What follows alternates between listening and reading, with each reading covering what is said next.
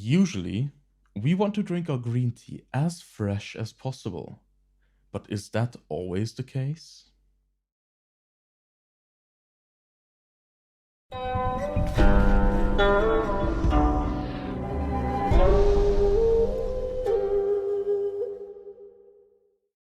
Hey everyone, I'm Sigi, and I love all things poor. Now, given my propensity to aged tea, it might be a bit unusual that I'm drinking a green tea on the channel today.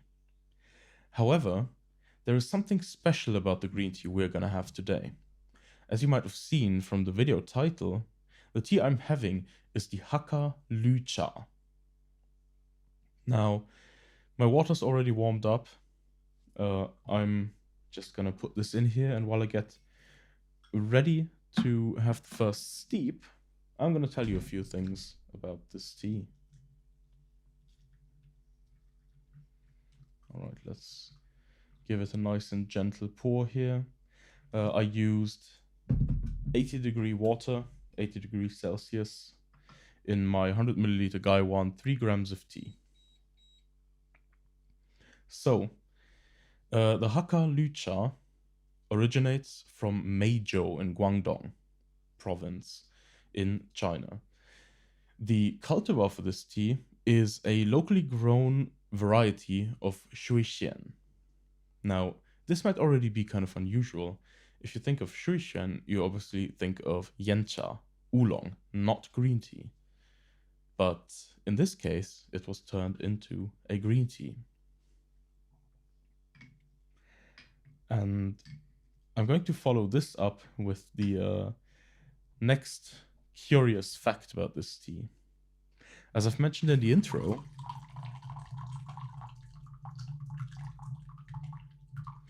we usually want to drink our green tea as fresh as possible. However, this hasn't always been the case and isn't always the case.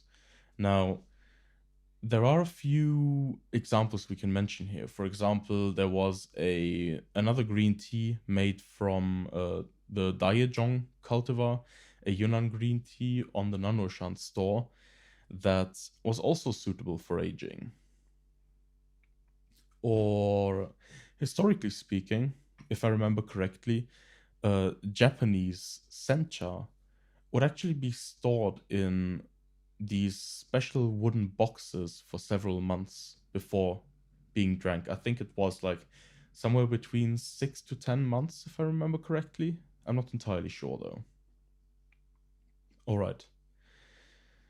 So this Hakka Lü Cha seems to be in that same category. The Hakka are a Chinese minority that have a long-standing relationship with tea. And their green tea in particular is kind of special because rather than drinking it fresh, they age it for a while. And while aging this tea, the kind of desired result that they want to achieve is a kind of toasted rice taste that is added to the tea. I'm very curious to see if we're going to find that today. Now, what else can I tell you about this tea? It's actually quite affordable. It's $15.50 on the nannuoshan US shop and 14 euros for 50 grams on the EU shop, if I remember correctly. I'm always not great with numbers, to be completely honest, but it's somewhere in that range. So very much an affordable tea that you can buy a larger quantity of. And the advantage there is, of course, that since this tea wants to age a bit, you don't have to be worried about finishing your green tea while it's still fresh. All right, but enough talking. I am already getting a bit thirsty. Let's take the first sip of the Hakka Lü Cha.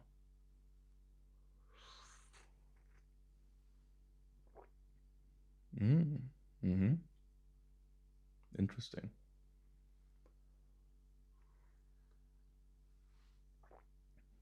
Now, of course, with specialty teas like this, if you've never had them before, and I am trying it for the first time ever today, there's always a bit of a question of, like, how do you really prepare them?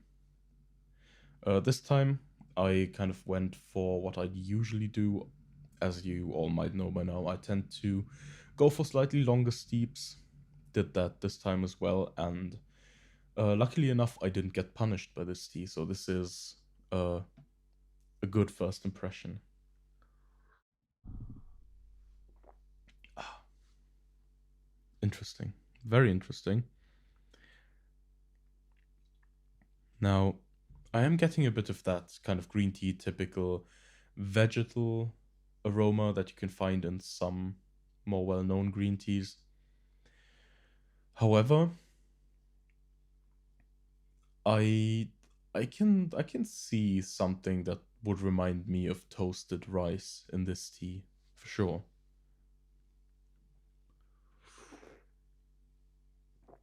It does have that kind of, oh yeah, now it's really there. Now I'm noticing it in this second half of the first steep. Wow. Okay. At first it was only kind of a hint of it in the back, but now this is this is almost kind of like Genmaicha in a way, where the where you have literal like toasted puffed rice in there. Wow. Okay. I'm I'm really impressed by this right off the bat. And what's even more interesting is this isn't just vegetal and toasted rice. This also has a lot of the other qualities that we'd associate with a green tea, like some of the more high fragrances, a bit floral, maybe fruit. It's hard to say which one exactly, but we definitely have those kinda flavors in there. And in addition to that, it also comes with a very pleasant mouthfeel, which I always welcome. Okay, let's not waste a lot of time. Let's go right into the second steep.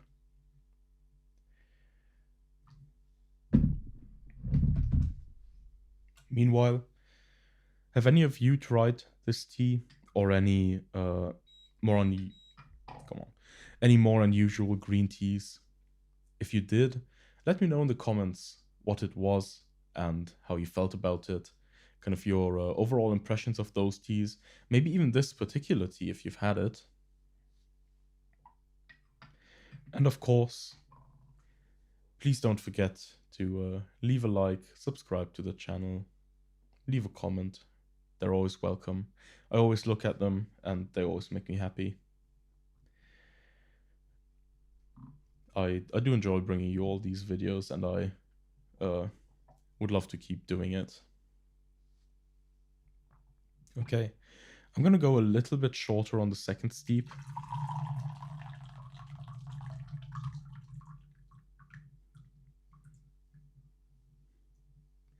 There we go.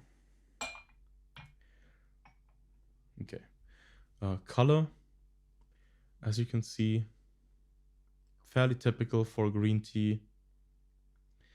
I do notice a lot of hair floating around in this tea, which I'm not sure if it really says much, but it's kind of nice. I do kind of get the impression that it contributes to the tea having a certain fullness in your mouth, but I I don't really have anything to back that up, to be completely honest. Okay, let's see how this tea does on the second steep.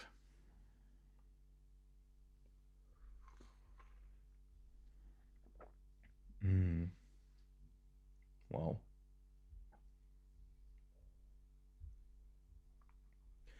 This is honestly really cool. If if you're somebody who enjoys Genmaicha, then I'd say definitely give this particular tea a try. It's surprisingly reminiscent while also being completely different. Like, if you can imagine the difference between a Chinese green tea and a Japanese green tea, then that kind of difference also translate to this compared to Genmai Cha.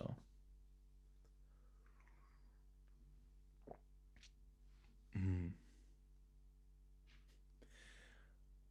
really cool tea. I like this. It's engaging, it's fun to drink, but it's quite pleasant at the same time, thanks to that kind of toasted rice note. And it, at least for now, it doesn't feel as rough on kind of the stomach as a fresh green tea would to me. Like, something I've mentioned in the past in some videos I did was that one of the reasons why I like yellow tea so much is precisely because of that. Because yellow tea is a lot calmer for me, for the stomach. Like, it's a very pleasant and easy drink, and I'd say this has some of those qualities. It's very clearly still a green tea. Like, if you look at this guy one, then I think there is no two ways about it. But at the same time, that bit of age and that bit of intentionality behind the aging makes this a more comfortable experience for me.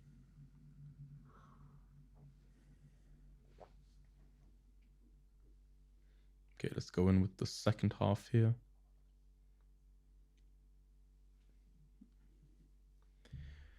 All right.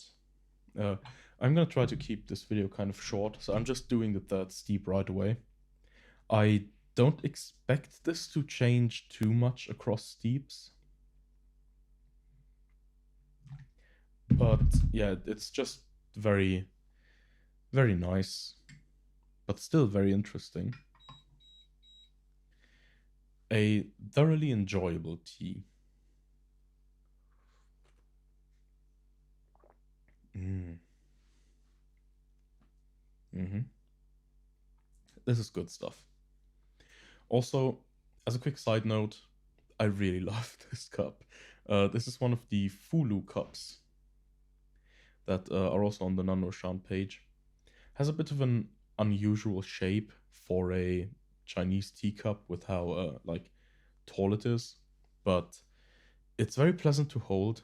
It doesn't actually tip over all that much because it's fairly heavy at the bottom, and I don't know, something, it just feels good to drink out of.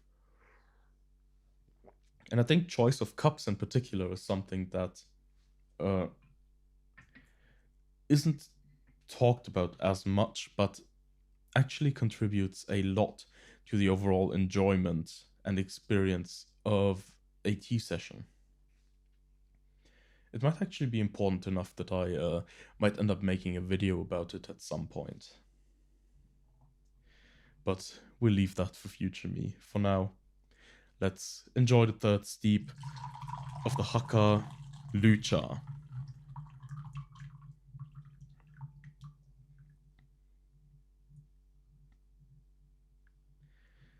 Alright. Still good amount of hair, no real change in color. Yeah, good stuff.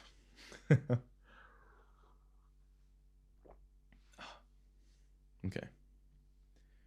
Do we want to go in right away? Why not? It certainly makes me want to drink more. There is a little bit of astringency now after the second steep, but it's not unpleasant. As I said, it gives me that kind of feeling that I want to keep drinking more of it. And it only really comes out afterwards. While the tea is in the mouth, it's very nice and pleasant. Even a bit lubricating, if you want to call it that. Really cool tea. I'm a fan.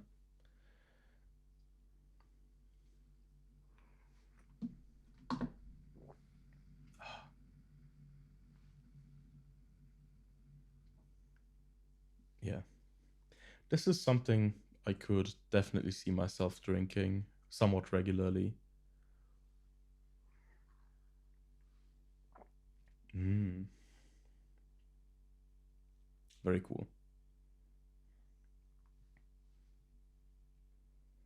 And yeah, I think it's nice to see that these kinds of teas also exist. Like we I'm sure we all have our rules in our heads about how certain types of tea are meant to be, but it's always important to acknowledge that there are teas that deviate from that norm, and often in a rather good way.